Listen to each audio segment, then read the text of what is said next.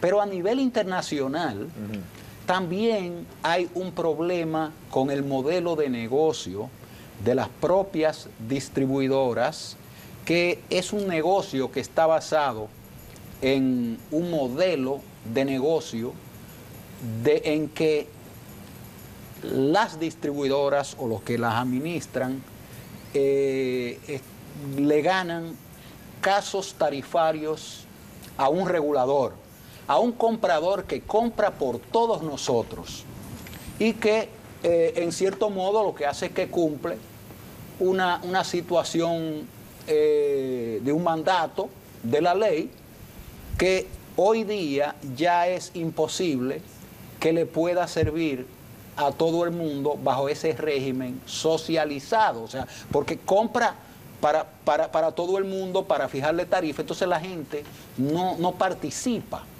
Y lo que yo estoy diciendo es que la nueva revolución tecnológica trae ingredientes que nos van a permitir a nosotros poder comprar libremente electricidad en un mercado competitivo.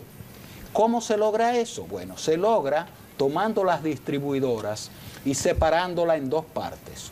Una que tiene que ver con lo que es la administración de las redes físicas mismas que llevan la electricidad al consumidor, de las actividades, eso seguiría siendo regulado.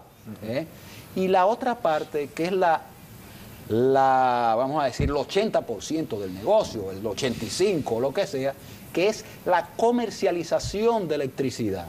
Al hacer esa separación, esa comercialización se puede y está caminando en esa dirección a nivel global, a hacerse competitiva.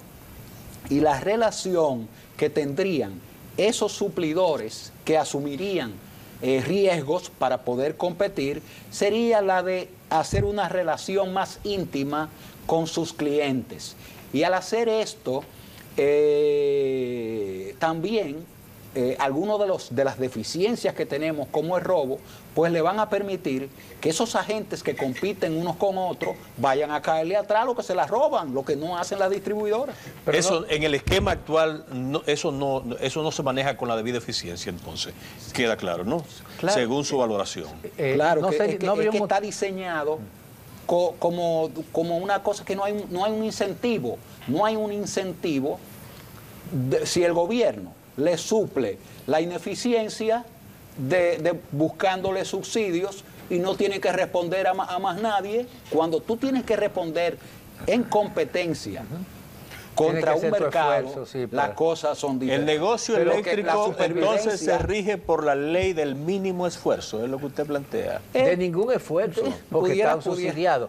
Pero hay otro aspecto que el hecho mismo de que las distribuidoras tengan que por ley, por regulaciones, comprarle a los IPP mediante unos contratos, la mayoría de los cuales son perjudiciales al Estado Dominicano. Eso no es una limitante en poder dar esos cambios que usted sugiere para que se compre de una manera más abierta, porque muchas veces están atados por esos contratos y no le permite entonces poder accesar a los mercados libres. Sí, mira, la transformación que yo estoy diciendo, en vez de ser una transformación que arranca por una demanda externa que se define, mira, esa va a ser la demanda y se hace una proyección de la demanda, para entonces definir cuáles son los contratos de generación que se necesita.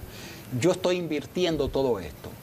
Y es que estos suplidores que asumen riesgo competitivo, primero captan cuáles son las necesidades de sus clientes para entonces ellos comprar en el mercado al mejor postor de la generación. Entonces sí necesitan hacer contratos de largo plazo para poder hacer. Es una transformación, vamos a decir, inversa a la que existe en el día de hoy. Sí, o sea, pero en ese esquema el riesgo lo asume solamente la distribuidora, no los productores. No, la administración del riesgo se hace en combinación con los clientes, porque en los contratos los clientes, hay una separación de riesgo dentro del mercado.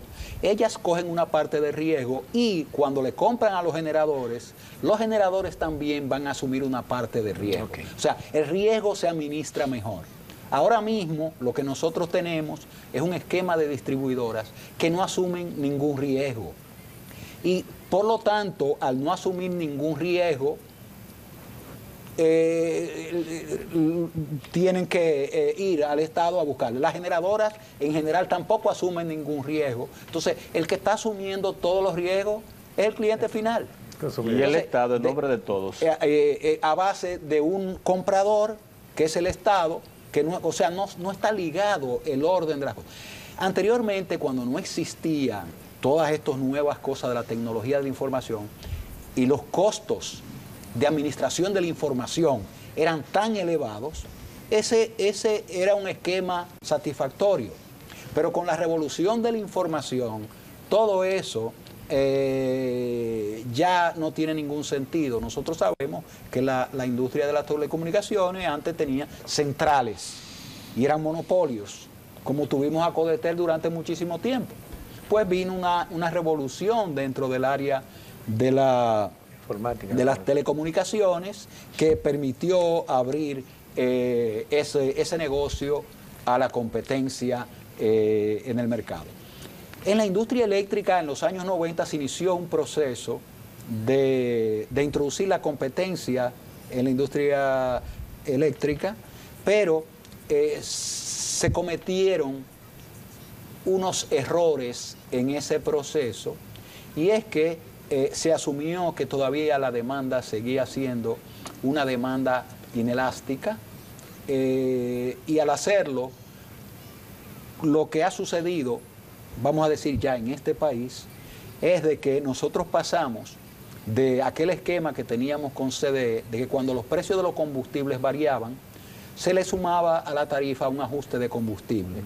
En vez de eso, lo que nosotros hicimos con la capitalización en un sistema con una demanda inelástica fue que al introducir los costos marginales del mercado, lo que sucede ahora es que cuando hay una fluctuación de precios de los combustibles, entonces lo que hace es que se amplifican los precios por no haber elasticidad.